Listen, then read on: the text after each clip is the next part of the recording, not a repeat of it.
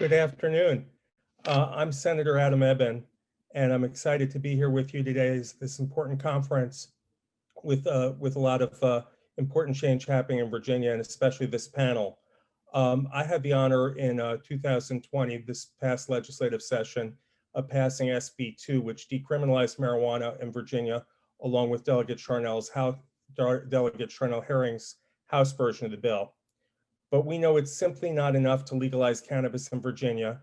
We must legalize it equitably and immediately begin to repair the damages of prohibition. Decriminalization was a good start, but it still leaves the Commonwealth arresting upwards of 15,000 annually and spending up to $50 million in taxpayer dollars, enforcing a failed policy that Virginians overwhelmingly oppose. We know that marijuana laws remain unjust and discriminatory. Despite nearly equal usage rates, Black and brown Virginians are arrested 3.5 times more than their white counterparts. Our 2020 bill sealed all records related to misdemeanor marijuana possession, but we must now work to permanently expunge those and all records related to cannabis criminalization, as well as to utilize tax revenues to support the most impacted communities. There's some talented panelists here today, and I will leave it to our talented moderator to introduce them.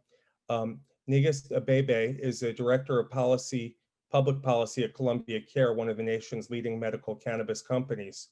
She serves as the president of the New York Medical Cannabis Industry Association and is on the board of the District of Columbia Cannabis Trade Association.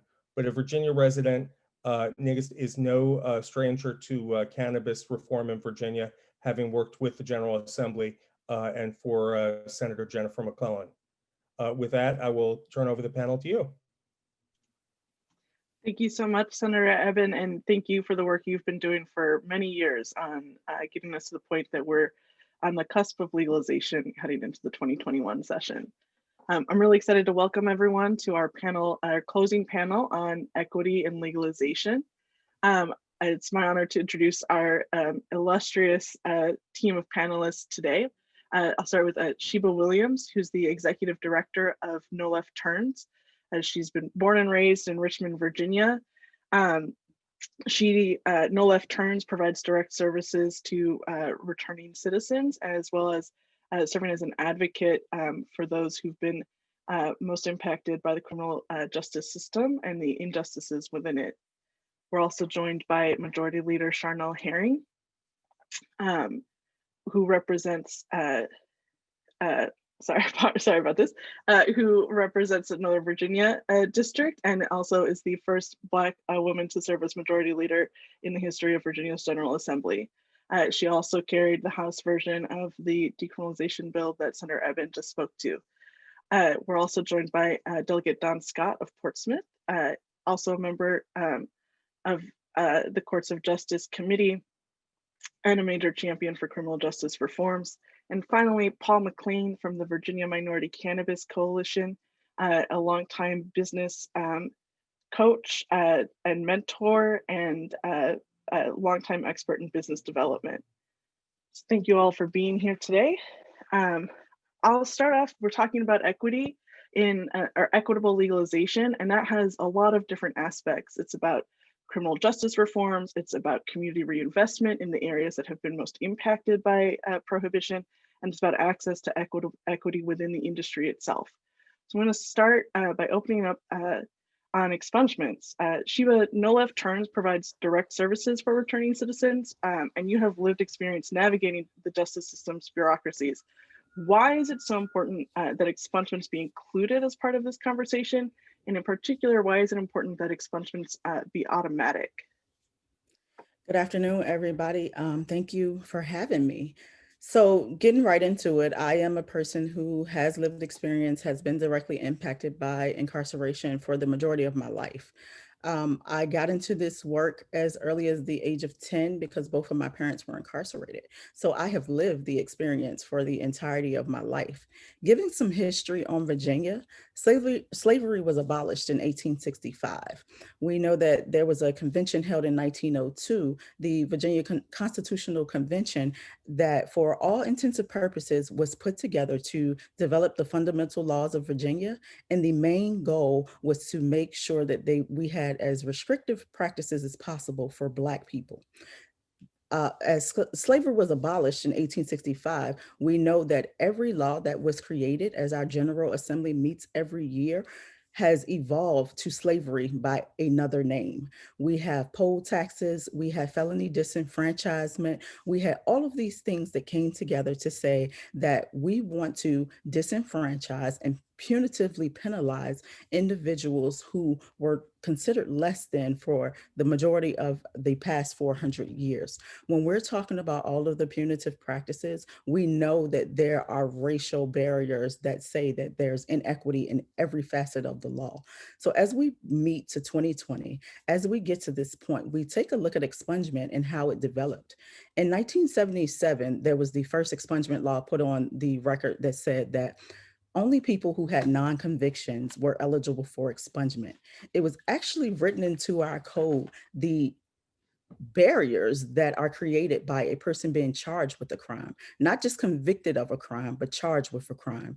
If you know your Virginia state background check contains your arrest history, not just your conviction history, you know that there are barriers to housing, education, employment, professional licensing, family foundations and structures, and all of the things that collateral consequences come with.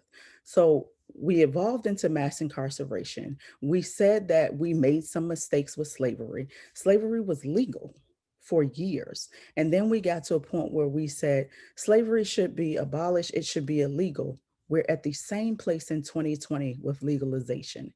The difference is from slavery until now, there have never been reparations and an intentional means for repairing harms to people who were impacted. We have the opportunity to get this right if we take the right approaches. So as we move into legalization and we talk about expungement in an automatic manner, because right now, the only people who are eligible for expungement are people who have been acquitted, people who have been found not guilty, people who have been victims of identity theft and can prove that they were victims of identity theft, and people who were otherwise had their cases vacated. Now, here's the problem. You get arrested, someone accuses you of a crime, you pay a bond. We have not eliminated cash bond, as we so boastfully say in Virginia. You pay an attorney a retainer fee, you go to court 3 or 4 times, taking time off of work, you miss time from your family and your kids, and then you get into court and somebody says, well, there's no way that they could have done this crime. I have video proof or whatever proof there is to say that you're innocent. You walk out of the courtroom and you feel that you are free and you've been adjudicated by all means in saying that you didn't commit this crime. Well, guess what? It stays on your Virginia state background check. So when you go to apply for housing and employment, we're supposed to look at each case on an individual basis, and housing managers, employers say, they have this crime that they were arrested for. I see that they were not convicted of it, but they may be a danger to me hiring them or allowing them to live here. And these are the type of discriminations that happen. These people who have proven their innocence still have to go into a court, request a copy of their warrant or subpoena or indictment, pay a substantial fee, which varies from locality to locality, but it averages around $96 per person per charge. You go into Virginia State Police or into a police station and you have to be fingerprinted. Now, I don't know about you all, but it was traumatic to be fingerprinted for me. You go through that process, you wait for your fingerprints to come back, it's submitted to the court, and you still have to go back into court and have permission to go before a judge and a prosecutor to request an expungement. It's not automatically given. You have proven your innocence, but the prosecutor and the judge can get together and say, no, we're not going to remove this thing from your record. So the fact that expungement needs to be free, automatic, and far-reaching says that we have caused harms. We know that we have caused harms, and we're at a position right now where we make the decision how many people are impacted by expungement from this point forward. Right now, we only get about 4,000 applications per year for expungement by petition.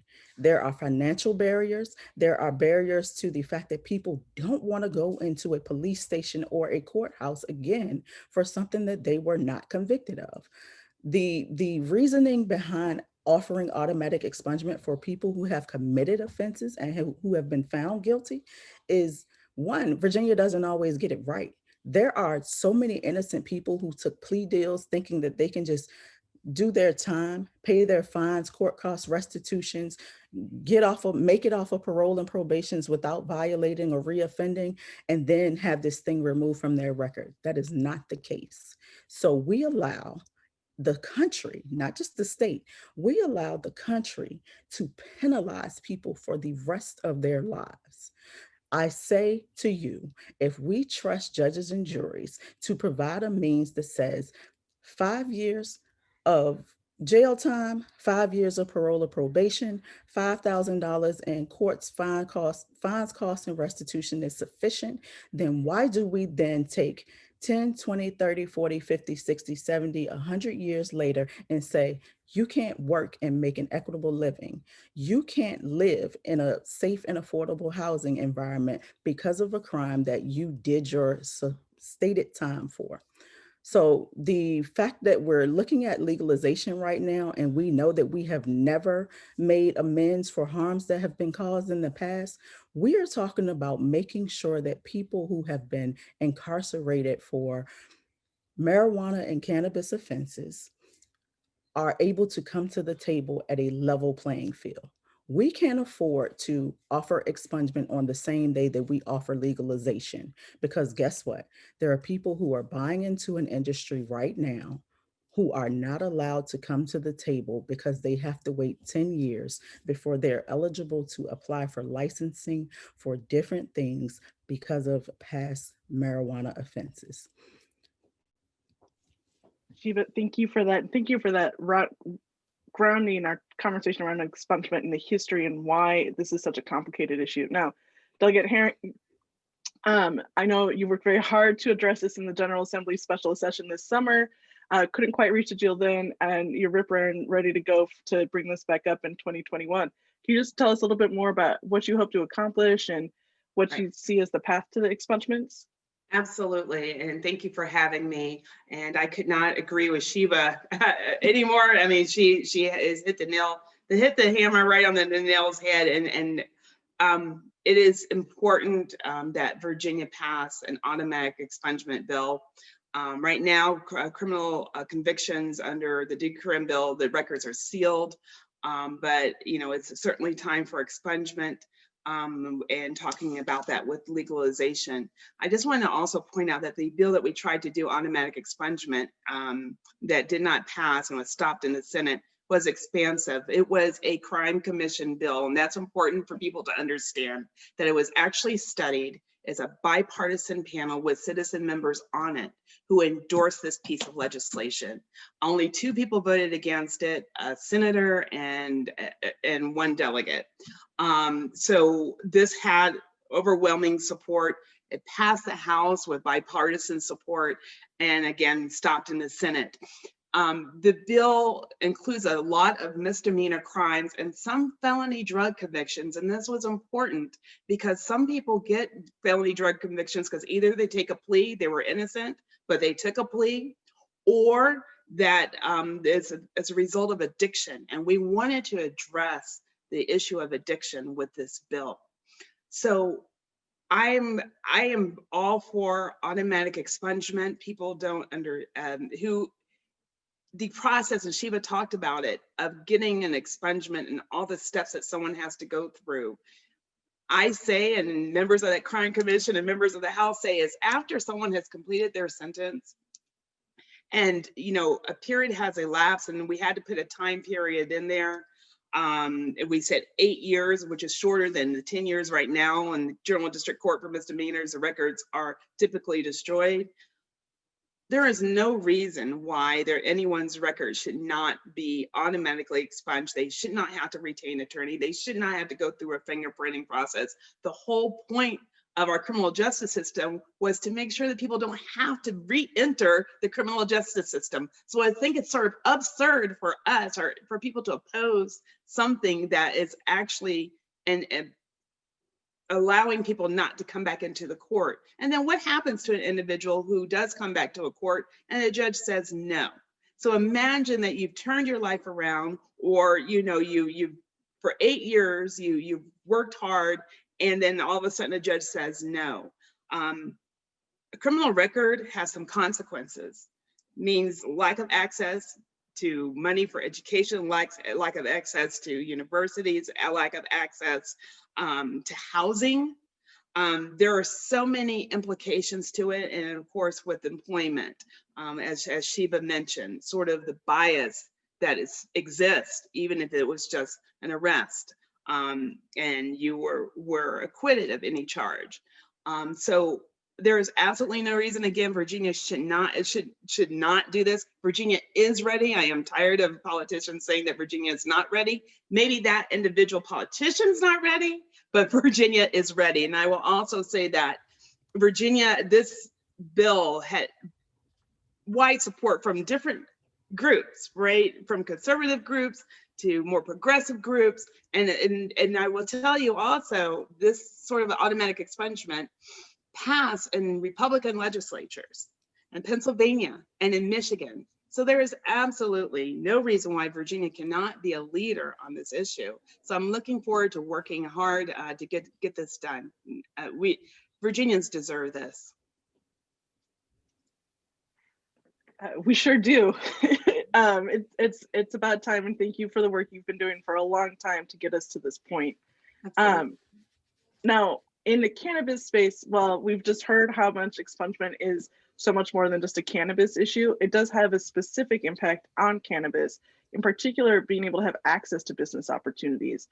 As the stigma around cannabis has been breaking down, as we've seen more and more programs coming online in other states, the argument equity advocates have been making for a very, very long time around making sure people who were previously impacted by prohibition can participate in the industry is finally considered a norm and an expected part of a legalization process. So I'd like to invite Paul to share a little bit about what he sees and what the Virginia Minority Cannabis Coalition wants to see in policy to ensure that folks who are impacted by prohibition can benefit from legalization through opportunities inside of the industry. Thank you, Ngiste. First, I want to thank you for the opportunity to talk about this because it's something that has been a part of my life for about 10 years in terms of looking into this and following this as an industry. But when it comes to Virginia, the one thing that's important to remember is we have models with other states, but in terms of a functioning industry within the state, everything is brand new. So just keep that in mind as I go through a couple things. One of the things that we would really like to see is consistency. And when I say that, I'm talking about, we would like to see social equity at the front end of the conversations at the front end of the licensing process, but also factored into the long term. We would like to see licensing with a social equity factor factored into all 5 sectors of the industry, not just the 2 most popular of dispensary, that being retail, and cultivation, which would be farming the product. The reason why is because to do this, if we can have social equity across all these different parts of the industry, it makes it more attractive to stakeholders, but really it allows the industry to have a chance to grow organically, meaning that as the businesses become more creative with targeting their customer, marketing their product, and so forth, they can become competitive, because we don't want these social equity applicants, if they have this opportunity, we don't want everyone trying to market and do their business the exact same way.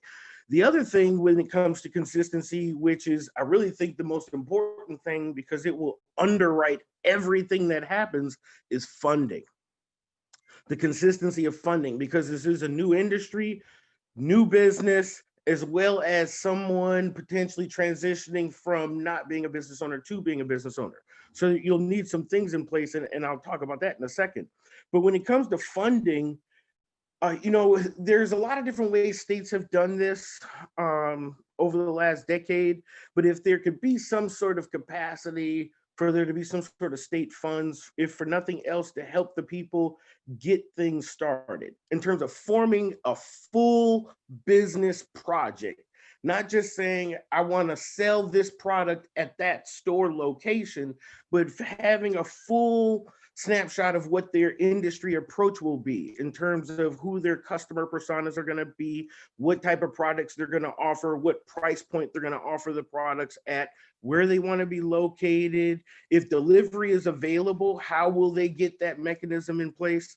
Now, I'm saying this because if that's all part of the plan, putting together the idea, but if a lot of small businesses don't ever get a chance to put together a real business idea, they have to start because they're really stretched on capital, startup capital. But if we're going to do this, and if it's going to work, if it has to have a chance to be able to function and work correctly, everyone is going to need to have two things, in our opinion. You'll need some sort of startup capital. You can look at it as like, it would, in most business situations, it would be angel investment. And that would come from family or friends or something like that. But in this case, if it came from the state, that would make it more attractive to attract in private funding and investors to come put some money behind the state funding to power these projects, because it is an opportunity for business, but people want to be able to put their investment dollars behind something that's well thought out. The other thing, though, and this is really a key point because it hits more people and impacts more people, are multiple entry points.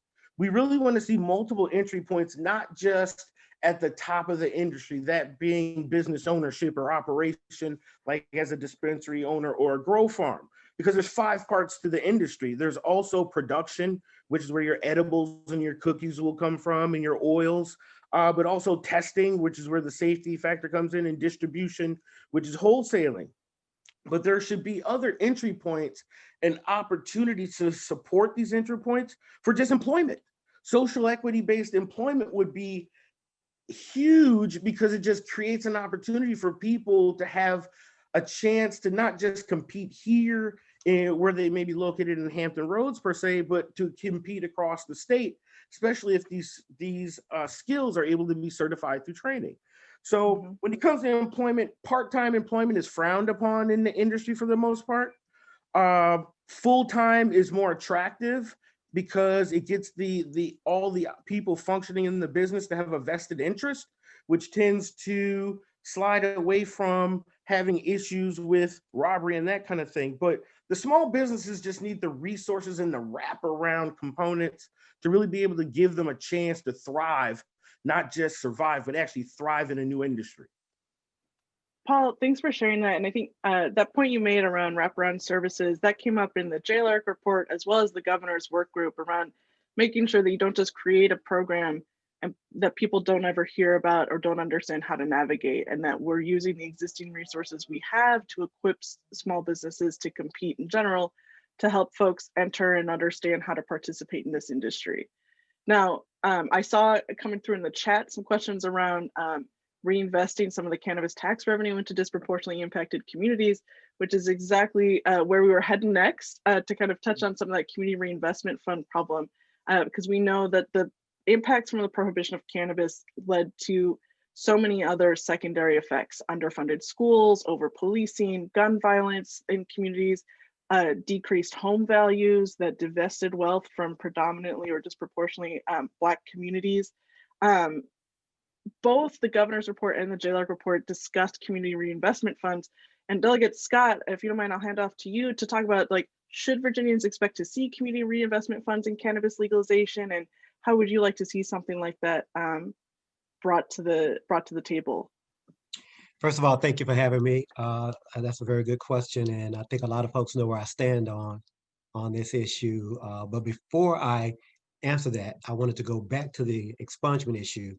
Um, I don't know if I'm the only one. I think Sheba maybe, but I think I'm one of the only few people on this call who's actually been justice involved, as we call it, been in this criminal justice system, know what it is and know what these prohibitions do to destroy lives and communities, and the stigma that you constantly have to fight, really literally for the rest of your life in every facet of your life, from licensing to job interviews to loans to housing to whatever it may be. You constantly have to go back and try to explain something that may have happened 25, 30, 35, 40 years ago. And it's really ridiculous. And for the folks who say, wait, go slow, do this, that's ridiculous. We need to do automatic expungement for a whole myriad of things that have happened in the past, and then have some petitions for other things that are more serious. We can walk and chew gum at the same time, and legalization is a big part of that. Literally, there are hundreds of thousands of people. We know that there are 22,000 arrests a year just in marijuana related, according to J-Law. 22,000 arrests a year, and African Americans, people of color, are overwhelmingly the people who are arrested. So how do you think that's impacting our lives when we don't have time, we miss court, get found guilty and absentia, or we take the first offender program and screw up and miss an appointment and get found guilty at the end of the day, and you have this record, and this follows you forever, and it doesn't matter. And now I look at it not only as a point around the scarlet letter of a crime, which is, that's part of the stigma. But not only does it do that, more importantly, it impacts us as violent as impacting your money, your dollars, your economics, how you make a living.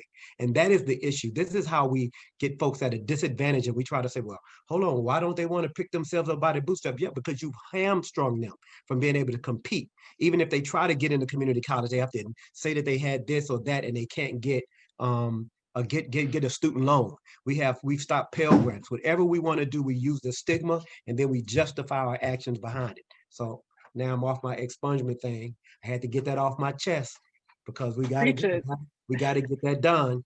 That's very important. And literally, there will be hundreds of thousands of people impacted by that if we do it right. Because I visited Columbia Care, niggas. I went over there and I saw that marijuana, and I was looking over my shoulder, waiting on the feds to run in and get us all. But because there was so much cannabis in there. I forgot it. We used to call it weed, cannabis in there. And so there was so much cannabis in there. I almost got high on the contact. So it was ridiculous. And I'm like, that was on Friday of last week, less than 5 miles from where I'm sitting. And then that Monday before, I'm in court and I'm seeing a young brother get sentenced to 5 years for possession with intent to distribute marijuana. Come on now. We got to stop the hypocrisy, and we got to stop it now. We can't wait 2-3 years like the J-Law study says to legalize. We have to legalize now. We have to do it in a way that's responsible, that creates tax revenue, that deals with the social equity. I know we can do this. There's a lot of smart people out here, and there are states, as Mr. McLean said, that are already doing it. Illinois, they already have a model that we can build on. They claim they have the best social equity program in the country. I say, let's outdo them. Take their blueprint, steal it. Borrow it and make it better. They have one, and we can use these. There are 5 licenses that are granted to pharmaceuticals, right? And I think there's one outstanding, and it just so happens that the one that hadn't been granted yet, guess what? Surprise, surprise. There are no African-American companies that have one of these 5 medical marijuana licenses. So I think that it's time we have the capability and the capacity to do it across the country. There are competent African-Americans that can do this work, and we should give them an opportunity. We're not asking for a handout or a hand up. It's the old James Brown said, I don't want nobody to give me nothing. Just open up the door. I'll get it myself. That's all we want. We don't want any help. So at the end of the day, we know we're competent and we can do it. Social equity, I think it's important that we do it right. We give folks the opportunity, and we can use the existing. We've already had these medical marijuana folks. They already up there growing weed. I saw it with my own eyes, y'all. I saw it. Who you gonna believe, me or your lying eyes?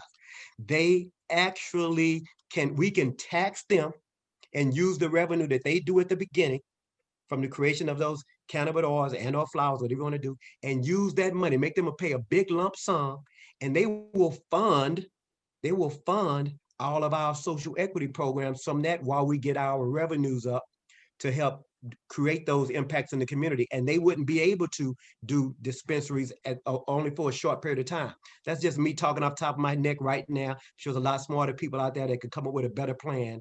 But I'm thinking if we started it now, legalize it now for recreational as soon as we can, let the folks who are already growing it do their thing, put a hard stop on them. Don't change your mind. Put a hard stop in the legislation that they have to stop and go back to the oils or infusion, or whatever, the infused products or whatever. And then we open it up to our communities. There's a way to do this and we can get it done. I'm done.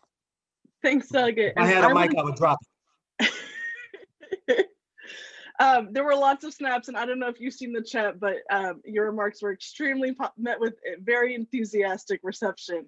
But I do want to hone in on one element that you raised here, and which is that gap. I think this came up earlier this morning in the conversation with Attorney General Herring, but wanted to talk about the transition period, right? Because that's something that's difficult, because you do have to stand up a regulatory body, you have to figure out how to collect taxes. There's a lot of stuff that has to go into it. At the same time, we have this feeling of urgency from a lot of folks and this fear of how do we minimize the risk of any additional disparities in enforcement while we wait to stand up something. And so I'll hand it off to Delegate Scott. Please, other panelists obviously chime in as well with your thoughts on like, how do we address that interim period? Similar to the expungement point, we're gonna have to build an expungement system. That's gonna take time. So what are the things that we do while we build these things out? Because we're building expungements from scratch, and we've got to build up a regulatory agency nearly from scratch. There's lots to build off of from the medical cannabis program, but there's lots more that needs to get done for an adult use program. So like I said, if you've got any thoughts on what to do in this transition time to prevent any other inequity from becoming worse, would love to hear any thoughts you've got. I mean, Delegate Herring and Majority Leader Herring has done a lot of work in this area already.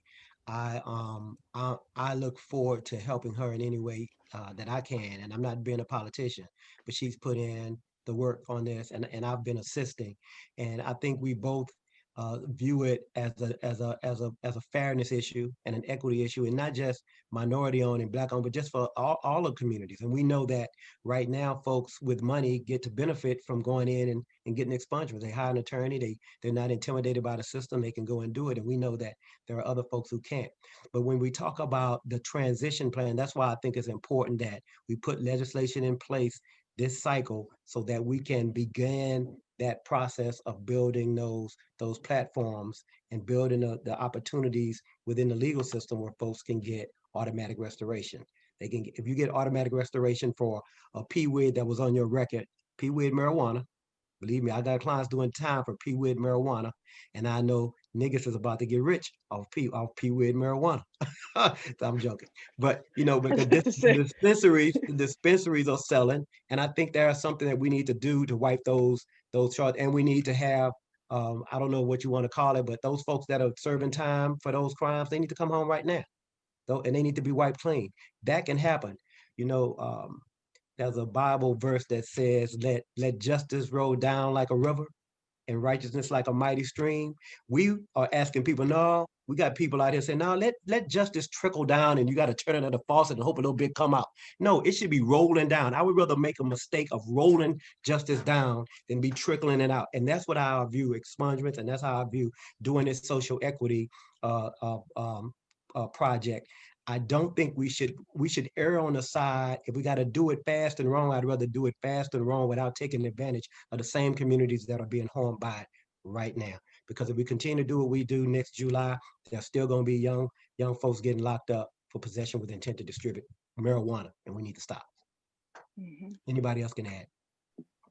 You know, I will just add, I agree with my friend Delegate Scott that we do have to stop people getting, you know, arrested and going to prison or jail. That is just absolutely ridiculous. But at the same time, I shouldn't say but, because we can do that and make sure that the market that is not the large companies that are already financed, right, and ready to go, have a piece of the market. We can make sure that those individuals who have had previous convictions have the opportunity for licensing. And I want to make sure that that happens, because to me, that's part of the justice. That's part of the restorative justice piece that we need to make sure happens. So we are working, and I'm sure we're going to have a good piece of legislation come next year, come January. I wanna share that expungement isn't actually being built from the ground up. If you have a juvenile record, your record is automatically expunged and sealed once you have turned 19 and it's been 5 years since you have been crime-free. So even though our Virginia state systems are still working on MS-DOS, and we're putting all of the burden on expungement to reinvent that system, we have already had a system in place that effectively expunges records. So if we feed off of what juvenile court does by not allowing public access to pending charges, and we expunge as people go out, we all know when we go to traffic court, when we get speeding tickets and all those things, that when the judge allows you to leave out of the courtroom, they enter that judgment right away and it goes straight to DMV, it goes straight on your record. It's an excuse to say that we're going to take $4.88 million to policing, to not police a system that has always and already been ineffective. When we're talking about social equity, we are talking about intentionally making room for people who have been harmed by past convictions or offenses. We are talking about, yes, we can't specifically say that we're going to give dollars to Black and brown people who have always been the brunt of criminalization. We are saying that when housing became a thing, when the Fair Housing Bill came about, we said, okay, Black people are at an equitable rate and they can buy houses and they can do it anywhere. But we all know that redlining existed. We all know that discrimination still prevented most of our Black and brown people from living in communities and having fair housing assessments. So if we're going to be intentional about social equity, if we're going to be intentional about saying that not just ownership and legalization, not just owning and running a dispensary, we're talking about HVAC systems, we're talking about electricians, we're talking about security, we're talking about realtors and real estate, we're talking about all of the ancillary businesses that come about when we're talking about making $300 million per year in Virginia for something that we have locked people up and caused them to be on parole and probation for years, indefinite. My husband was on indefinite parole after doing 18 and a half years. He was 36 years old when he came out of Department of Corrections. He went into Department of Corrections September 15th, 1992 at the age of 15 and was tried as an adult, did his time. Guess what? He came home, started a business. He's never done another crime, and he still gets asked this question on every type of application. And I'm not just talking about housing or employment or licensing, because I lost my barber's license for 16 months because of a charge that's 16 years old that I was wrongfully convicted of. I am talking about going to our children's school and being denied the ability to chaperone a child on a field trip because of a conviction that has nothing to do with the fact that these 3 children live in my home and we provide a well-balanced life for them. So it's a whole lot more than what we're talking about. If we're truly talking about getting this right, we have to connect with the Small Business Administration. And I'm not talking about those $1 million companies that have 5 employees that are coming into the business. I'm talking about true small business, 5 people who work 24 hours a day and don't take any time off to build a business with the dollars that they put their last money in. I'm talking about looking at those families and those people who put their heart, soul, and sweat into something that, like Don Scott said, we go into these facilities and we see weed stacked up to the wall and say, am I going to jail for this? We have to make people understand that they are welcome at the table, and it is no longer acceptable to keep criminalizing and penalizing a person for something that we got wrong. Virginia got it wrong. The nation got it wrong. The war on drugs started well before Governor Allen came in and said, we're going to be tough on crime. And if you listen to some of your legislators, you have to ask them when they say that they're not ready, is it because they're benefiting off of charging a person for filing that petition for them? Is it because they have a personal stake in keeping the guise of tough on crime in Virginia? Because everybody know that the economic terrorism of continuing to harm communities in a subtle manner, because you can't do it legally now, but that doesn't mean that we're in the clear. That doesn't mean that we'll just come to the gate and go to a bank and get a loan for the $150,000 that we need to buy into this business. You still can't get rid of that skin color. You still can't hide your accent or your Spanish speaking ways. You still cannot take away from the fact that who you are every day determines what you get. So if we're being intentional, we set aside funding for the Minority Business Council. We set aside training. We make sure that kids aren't using. We make sure that the education is there in the community, not just for people to get into the business, but for people to be responsible. We make sure that parents are not penalized because they have a chronic health condition that requires them to use cannabis so that they're not addicted to opioids. And if we being honest, my 76-year-old granddad was diagnosed with stomach and lung cancer back in 2009. He lost so much weight, and I was living in Norfolk. My mom was his primary caregiver. I would come up every Sunday and I would have to go to a gas station because you can't find Easy Water anywhere else.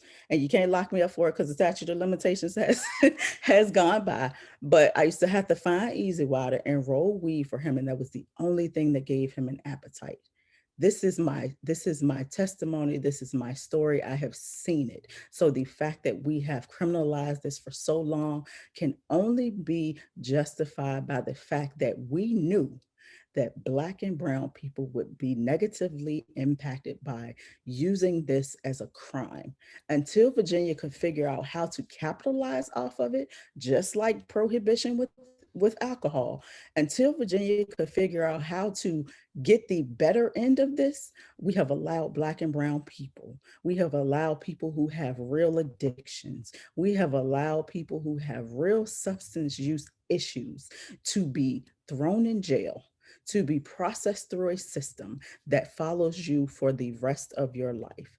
And if we are really talking about being honest and getting rid of this and doing this right, we have to look at all the past harms and how we intentionally move forward to make sure that everybody, not just Black and brown people, but everybody is able to get into this business and do it right.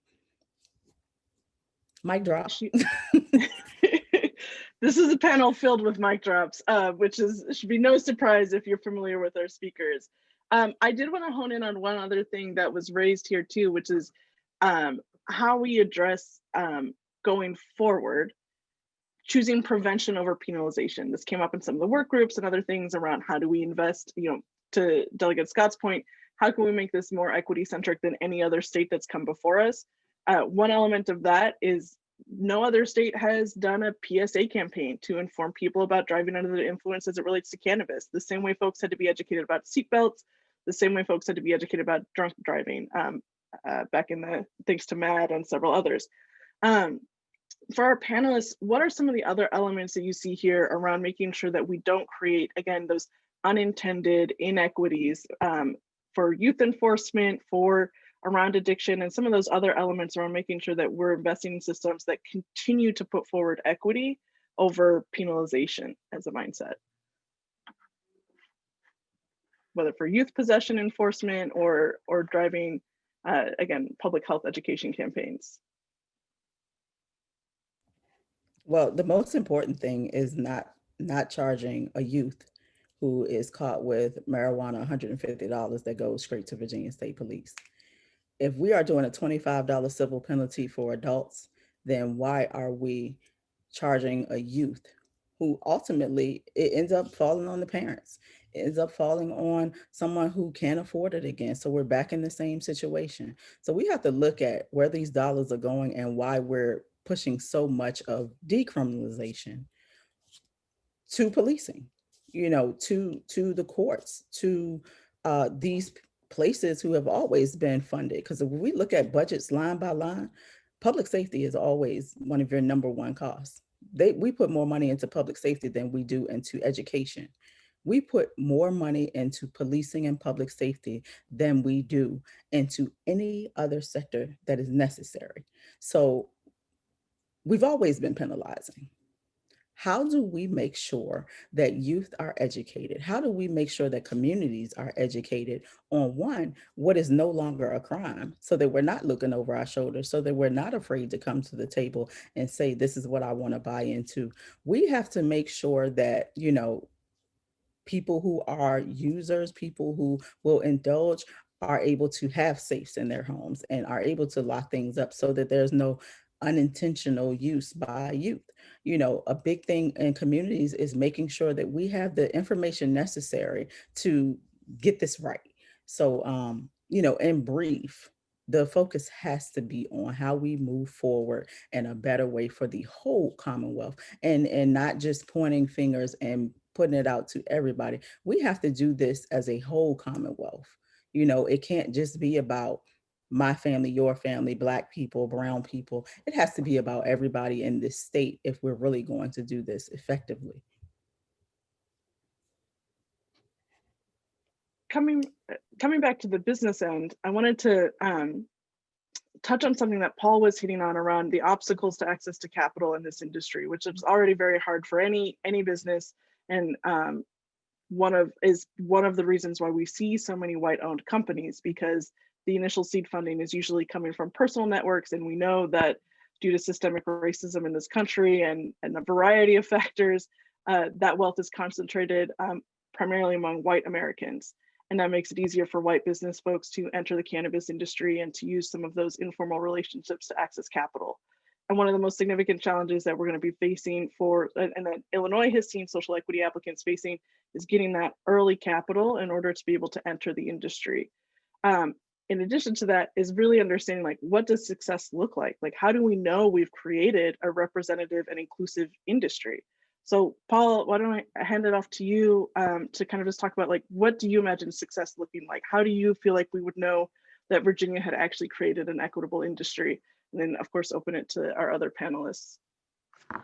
Well, from what we've looked at, the coalition and the research, and just a lot of different ways that people can enter the industry, education available and all those things, with representation around, looking at percentage based, because of industry opportunity, the state is different in different parts. There's 5 parts of the state where you can grow, but we're looking at around 33% representation. If minorities represent 33% of this industry, it creates a new economic ecosystem that has never existed in the state of Virginia. And that goes from business ownership all the way through entry-level positions for people who would just be graduating from high school. But because of the nature of the industry, it creates opportunity where people step into an industry that pays better than most other jobs that they'd have available, which trickles into everything else like housing, pursuit of education, and all those things. So that, from our perspective, that's what we see. Funding is always important, but that's very important. That benchmark of being able to have a number, because that allows it to remain attractive to other funding sources and investors outside of the state. Because as the industry grows, there's small businesses. Those small businesses will get support from micro businesses, which might be part-time people, but they still are a key factor in the overall cannabis ecosystem that we're trying to create. Anybody else on what does success look like, and how do we know that we've got it right 3 to 5 years from now? And Cherniele, I would just, go back for me, that I would like to see participants in the market who have had previous convictions. I mean, to see that. I know that we can't, one of the things that the JLARC report talked about was, of course, we can't do it on race, but we certainly can look at factors like convictions. And so if we see that as part of it, I will think that would be part of the success. And again, as a whole part of the restorative justice, or, making what was wrong, a little right, and bringing, and strengthening economies in certain areas of the Commonwealth, for sure. I'll add to that. I want to see some folks become very wealthy. When you're talking about, I've heard numbers of I think, what somebody said, what, $1.8 billion illicit marijuana market in the state of Virginia? Mhm. So if there's a $1.8 billion illicit market and we legalize it, and let's say that market stays where it is or even grows with other products and infusion products, we're talking about a lot of money for a lot of communities. And I'm hopeful, like Delegate Herring, like Majority Leader Herring said, that those folks who have been um, hit with the stigma can get hit with the stigma of being a millionaire for selling it now. They know the product, they know how to market it and sell it, and it's a part of, in some respects, it's a part of the culture. And also um, make sure that we can document where those dollars go, whether it's earmarked for education, earmarked for early childhood education, earmarked for the PSAs, educating folks about the abuses, putting money back into youth programs. Wherever we put that money, putting a substantial amount into training new entrepreneurs who are interested in the market. As an aside, when I left and I would love to see um, for those folks who can demonstrate that they have a business plan and that they're serious and they've gone through some training, that they've committed to go through a training program that either the state or whoever the license authority has, that they would be eligible for a grant that they would not have to pay back. And then also to couple that grant with a loan with banks that would give them the money so they don't have to worry about making payroll. They don't have to worry about distribution. And then those people who work hard, who put in the work, who can connect with their customers, they'd be successful. To me, that's what success looks like. That's part of the American dream. Those folks who work hard and get a fair shot. And if they succeed on their own, then they'll do well. Everybody who thinks they can be in this market can't be in this market, because that's like anything else. It's how you connect with customers. It's customer service. It's about how you manage your package, distribute your product. How do you let folks know? I was in California and I was looking around and I saw there's one or two people out there that's just killing it. It's legal. A lot of people can do it, but there's a couple of people that are just killing it because they've created a culture around it. They're selling other products besides just cannabis. They're selling backpacks and hats and shirts and shoes and belts and everything. They created a lifestyle around the product that they're selling. And so I can see that somebody young, hip, a young, a 14, 15-year-old up and coming Pharrell right now, that he doesn't even know he's Pharrell, but he gets into this thing and he becomes that guy and takes over and reaches into all aspects of the culture, or that girl, and she reaches all throughout the culture. So I'm thinking, we need to look at it from that perspective. And I think success looks like, we'll know when we succeeded that there'll be some folks who've done very well in the market, in their communities, in the state of Virginia. It's a $1.8 billion market. We ought to be able to create a whole lot of Black millionaires. That's my thing. Thank you. Sheba, you want anything else about what success looks like? Not having prisons and jails, locking people up for this. I'm an abolitionist at heart, so you all know that is my answer. But making sure that we are not continually penalizing people for things that we stand to make millions and billions of dollars off of later. And as people come home, as people are being released from these charges and given relief by expungement, automatic expungement, that I am speaking into existence, because we know that it's going to be an uphill battle with people who say, oh no, we don't think that violent offenders should do their time and pay all their fines, court cost restitution, and then be given relief. I am saying that these are people too. 95% of people who go into our carceral systems are released back into our communities. They are our brothers, sisters, husbands, wives, neighbors. They are our co-workers. They are people who you would not believe. And we have to uplift these people. We can't just be selfishly thinking about this. So success looks like making sure that my neighbor is able to come into this business just as I am, making sure that, our economy is growing, making sure that we are not still funneling Black and brown people into the court systems and unjustly overpopulating prisons and jails with these people. We have to make sure that we are not looking at another way to cause harms. And what I said was slavery by another name, because we all know that Jim Crowism evolved into, mass incarceration and parole and probation trap and things like that. So we have to make sure that we are benefiting people. We are making sure that we're benefiting the economy, and we are not keeping people out of the loop. So in 5 years, like I said, we hope to see a whole lot of millionaires. We hope to see that people are giving back into the community, and our education system leads the nation. We are hoping that our education system benefits from a lot of this tax revenue, because we have been lagging behind for far too long. And if we are going to make all of this money off of cannabis, then it's high time that we look at education as the number one priority in our states, to make sure that people grow into the people that they want to be. So as we go through these reforms of these criminal legal systems and these juvenile legal systems, we have to make sure that we are not creating another pathway to do another harm by another name, by disenfranchising people out of this business and making it look the way that it looks today. It has to be more diverse. We have to change the landscape. We have to be more intentional about making sure that people who may not have the resources to buy in right now are able to come to the table and get those resources without going through hoops and boundaries and burdens of being into this system. So success will be seeing an average everyday person who has been incarcerated for marijuana offenses being at the head of the table of cannabis industries 5 years from now. Thanks, folks. I'm going to do a lightning round of responding to some questions that came up in the chat, and then hand it off to everybody to make one last kind of final remark to address anything that we didn't get to yet. So really quickly, for some folks here, as it relates to having this state-sponsored franchises, JLARC did a nice little bit in their report about why you can't have a state monopoly for cannabis businesses, especially under federal prohibition, as well as the obstacles to achieving equity through that model.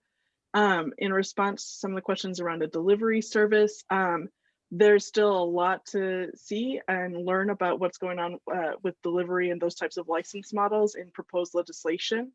And then lastly, a few folks have chimed in about how to stay informed and where to go for more information.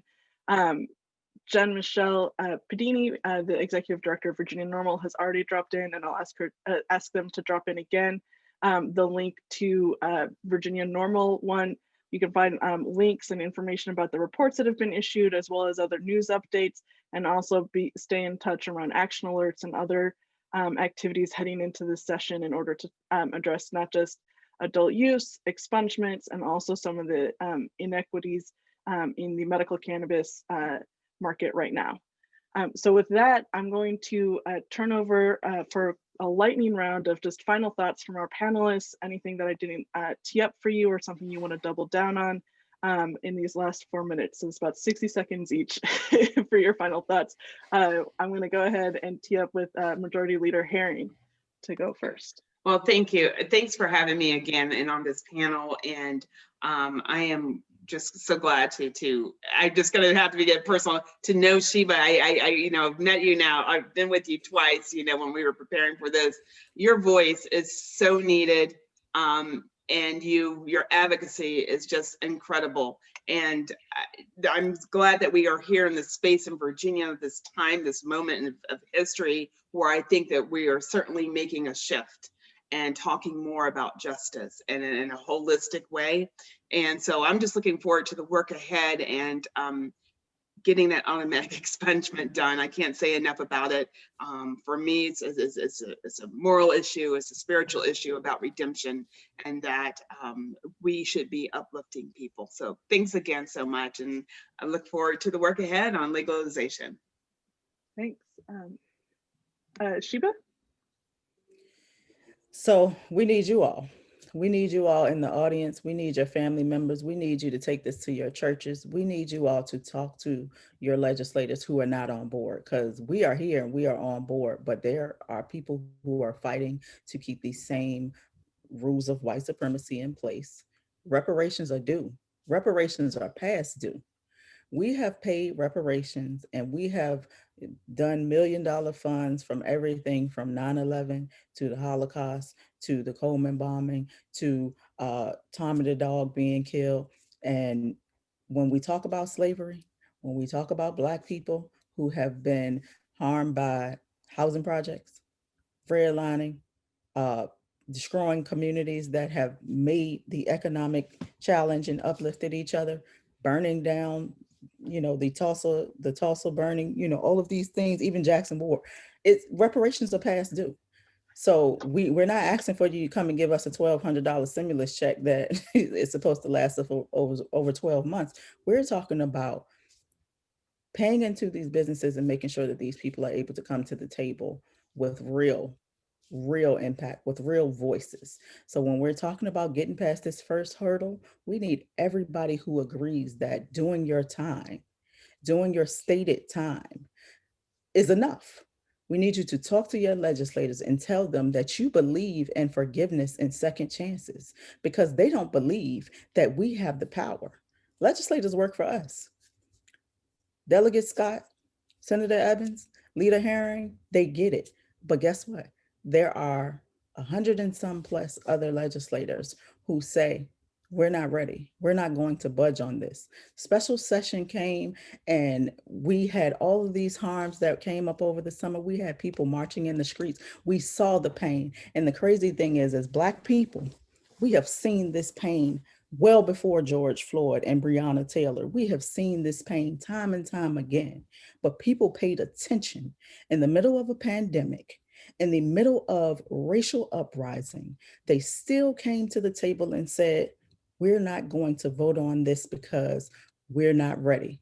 We have been well past ready. When I paid my last dollar to Henrico County Circuit Court, I was ready, but instead I was kept away from my family.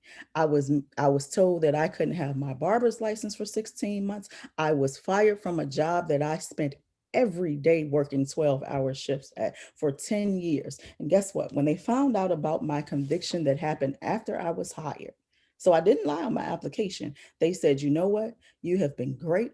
You have built this unit up, but you gotta go because Medicaid doesn't allow a person with a felony to work. So we need you all to step in. If you've never been impacted by these systems, we need you all to speak up. Speak to somebody who has been through these systems and talk to them about they love their kids the same way that you love your kids. They love their mothers and fathers and their neighbors the same way that you love your mothers and fathers and neighbors. And do you feel more comfortable making sure that opportunity is there for them? Or do you think that crime is more susceptible to being committed if you are put in fight or flight mode and not given the opportunity to be a whole citizen again? We need your voices to talk to these people who have never been impacted by a system and tell them what people deserve in Virginia. Thanks, Sheba. I'll hand it off to Paul and I'll let Delegate Scott have the final word. I mean, man, Paul? there's not much you can say after that. That was powerful. I just wanted to say to let people know you can follow us on Twitter at VMCC Equity 33. That's Virginia Minority Cannabis Coalition Equity 33. But in closing, I just wanted to talk about our coalition has been looking at kind of providing some of those things Mr. Scott was talking about in terms of the training and support. And I wanted to let people know that after the first of the year, we will begin putting out that content to make people aware of the education resources, the public awareness campaign, the training seminars in that format. Just got to get through the end of the year first. But this was a powerful thing, and I'm looking forward to doing as much as we possibly can before the end of the year and doing big things going forward. Thanks, Paul. And then Delegate Scott? Yes, thank you again for having me. This has been outstanding. I guess a couple of things I wanted to say to give folks a thought process on what it is. I mean, when you have been impacted by this system, you have to think about, I don't care what your race is, you got to think about how you're going to survive, how you're going to make a living, how you're going to support your family and yourself, where you're going to live, how you're going to eat, what kind of work you're going to do. Ms. Sheba Williams was just talking about how that impacts you. That's the anxiety that you feel. Can you make it? Will people give you an opportunity? Then the second chance is, so That's the justice side of it, the equity side. Do we give folks an opportunity who've done everything right to come home and do what they need to do? And do we even put people in jail for some of this stuff that we've criminalized? Those are the two things that we're battling about. That's what the abolitionists talk about, and that's what our society talks about as far as equity, and that's what Majority Leader Herring is fighting for, along with a lot of others around expungement and automatic expungement, that equity side, that justice side. That's the romantic side of me. The other side of me is the money side. Romance, justice. Finance. Romance without finance is a nuisance. We need to have all of it. So don't be getting upset when we talk about we want the justice side, and we want equity, and we want fairness, and we want justice. And then you don't want us to ask about the money. We're going to ask about both. And that's what we're going to be doing in this situation as we move forward. We're talking about, we want justice, but we also want to make sure that we're getting our piece of the pie, that from the bottom to the top, that we're involved with cultivation, distribution, warehousing, the whole 9 yards, retail, dispensary, taxing. I know Sheba Williams, I wanted to say Senator Williams, Sheba Williams, who has that politician side of her. I know she was talking about some of those things, but we have to have compliance. I think people mix up enforcement with compliance. And so I don't want to spend a lot of time talking about law enforcement so much. I want to talk about making sure that we have compliance so that then we're not ending up with people getting duped into buying an inferior product, an unsafe product. So we need to focus on compliance in this new industry. And I don't care so much about the law enforcement side. I'm more concerned about the compliance side. But I definitely don't get it twisted. Romance, finance, then you don't have a nuisance. So we got to do both. All right, because romance without finance is a nuisance, as my wife told me when we were dating. Thank you. Thank you, Delegate Scott, for another delightful pearl of wisdom. Well, that concludes our panel for this afternoon and also the conference. So I'm going to hand it back over to Ben to make some final remarks for the conference as a whole. Thank you, folks. Yeah, thank you, Ngiste. Thank you, Sheba, Paul, Delegate Scott, Majority Leader Herring. Personally, I'm feeling very inspired by today's conversation. So I'm looking forward to seeing Virginia lead the way on these issues. It's hard to believe, but as Ngiste mentioned, we've reached the end of this series, Legalize It, the Path to Cannabis Equity in Virginia. We hope that you all will share recordings from the past 2 days from our YouTube channel, and that you'll continue the conversation in Slack and in the networking lounge, which will remain open until 3 p.m. Thank you, Virginia Normal, for your leadership in the space, and Columbia Care and Jushi for your support of the series itself. Hope you all have a great afternoon, and we'll see you next time.